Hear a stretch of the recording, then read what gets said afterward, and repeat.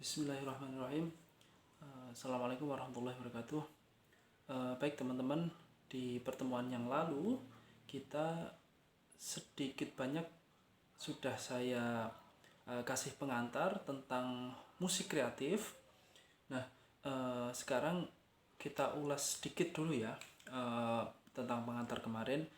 Musik kreatif itu seperti apa sih? Kenapa kok dinamakan sebagai musik kreatif? Lalu apa bedanya dengan musik-musik yang lain kan gitu. Nah, ada musilah di sini, ada istilah musik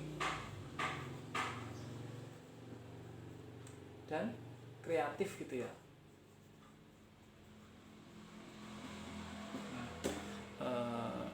Baik, saya jelaskan sedikit di sini. Musik seperti penjelasan saya yang kemarin-kemarin itu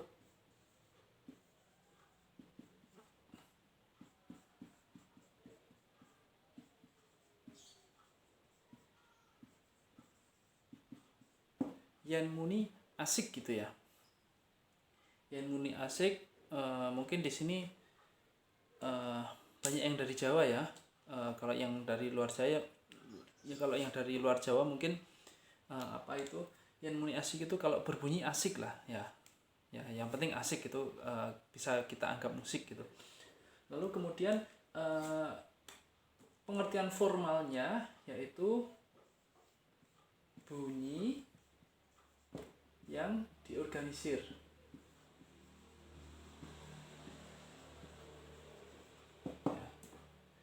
Di sini ada material utama yaitu bunyi. Kemudian bunyi ini bisa berasal dari bunyi apapun. Boleh dari alat musik ataupun non alat musik. Kemudian diorganisir di sini yaitu ditata, memang sengaja disusun sedemikian rupa sesuai kaidah yang berlaku.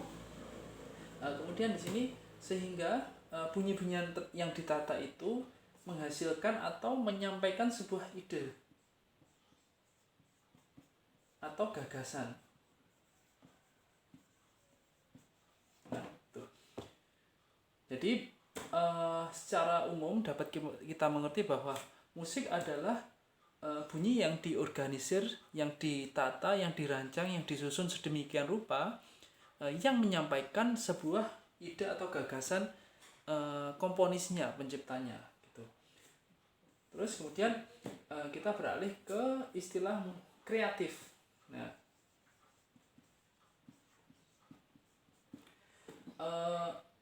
kreatif ini sebetulnya terdapat titik temu dengan mata kuliah kita yang satunya, yaitu pengembangan kreativitas bagi anak usia dini gitu. Nah, nantinya harapan saya antara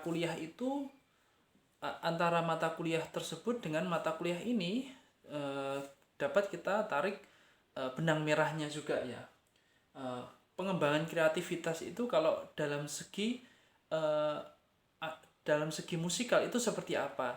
Nah, bisa jadi mata kuliah ini juga menjadi bagian dari pengembangan kreativitas juga gitu ya. Nah, baik, kita pahami kreatif di sini. Orang kreatif itu biasanya memiliki banyak ide.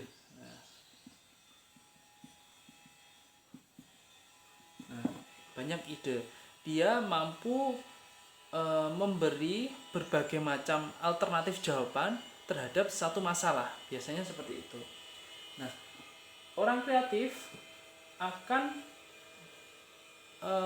cenderung meragukan dari jawaban-jawaban yang telah ada atau yang sudah mapan gitu. Misal di sini ada pertanyaan 1 tambah 1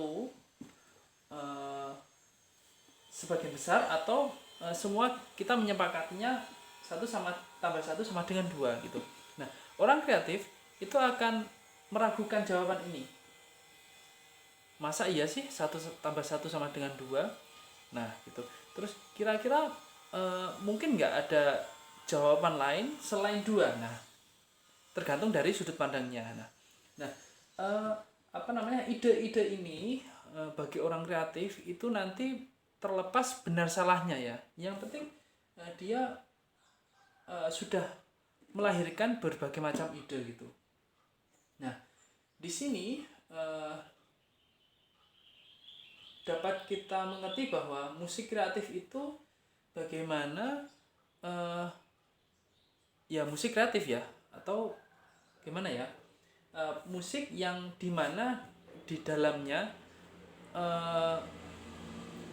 mengandung atau menyampaikan atau memuat kemasan-kemasan musikal atau unsur-unsur musikal dari berbagai macam ide gitu.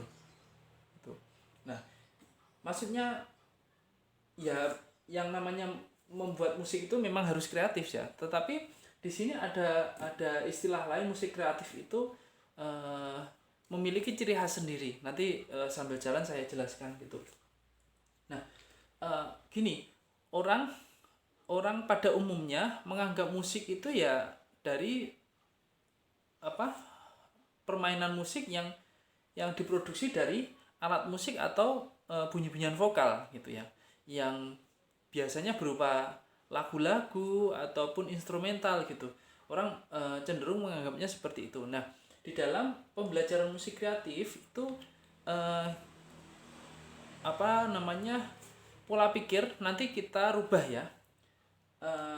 Musik kreatif itu tidak saja musik yang terbuat dari alat-alat musik formal atau alat-alat musik konvensional, tetapi bagaimana mengolah instrumen-instrumen yang dianggap non alat musik. Nah, di sini ada non alat musik. Alat musik.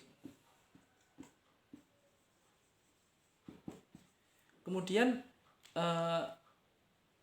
kita elaborasi, kita eksplorasi sehingga menjadi suatu tatanan musik yang asik itu tadi itu. Nah, kalau ukurannya ngajari anak-anak ya asik dulu gini ya. Kalau nggak asik nanti anak-anaknya pada lari gitu. Ya, jadi di sini musik kreatif itu bisa berupa musik yang tersusun dari alat-alat musik konvensional baik dan ataupun tersusun dari media non alat musik atau non instrumental gitu. Nah, non alat musik itu apa saja? Itu bisa berupa apa saja sebetulnya ya. Bisa berupa barang bekas ataupun benda-benda sekeliling kita yang sekiranya itu tidak dianggap musikal. Baik itu bangku, anak-anak kan biasanya senengnya pukul-pukul bangku ya. Nah, klotekan lah istilahnya. Nah, bagi kita mungkin klotekannya anak-anak itu dianggap hal yang cukup berisik ya, cukup berisik. Nah, tetapi bagi orang-orang kreatif itu kita harus berpikir bagaimana klotekannya anak-anak itu bisa kita eksplorasi dan kita tata sedemikian rupa sehingga menjadi bebunyian yang asik itu tadi. Tolak ukurnya asik ini bagi anak ya. Nah, itu tadi. Nah, kurang lebih itu tadi yang saya sampaikan terkait dengan pengertian musik kreatif. Kira-kira mudah-mudahan bisa dipahami teman-teman ya. Jadi yang kita tekankan yaitu bagaimana menciptakan sebuah karya musik ataupun ekspresi-ekspresi musikal baik dari alat musik konvensional ataupun dari barang-barang berupa bukan alat musik ataupun media-media yang non instrumental gitu. Dan itu kita kemas supaya media-media itu menjadi musikal yang enak didengar, yang asik dan memiliki dampak bagi anak itu sendiri gitu. Seperti yang saya katakan tadi, biasanya anak itu kalau klotekan berisik bagi kita, terus kita cenderung membentaknya dan menghentikannya. Nah, bagi anak usia dini itu menurut saya media dia berekspresi hendaknya kita tampung, hendaknya kita arahkan bagaimana sih klotekan yang benar itu seperti apa. Nah, musik-musik kreatif itu salah satu contohnya seperti itu gitu. Mungkin untuk pengertian awal dari musik kreatif cukup dulu ya teman-teman. Nanti kalau ada pertanyaan bisa disampaikan gitu, kita bahas bersama. Baik, untuk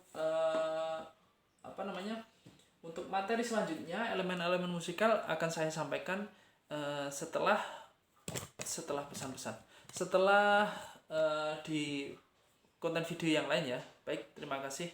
Assalamualaikum warahmatullahi wabarakatuh.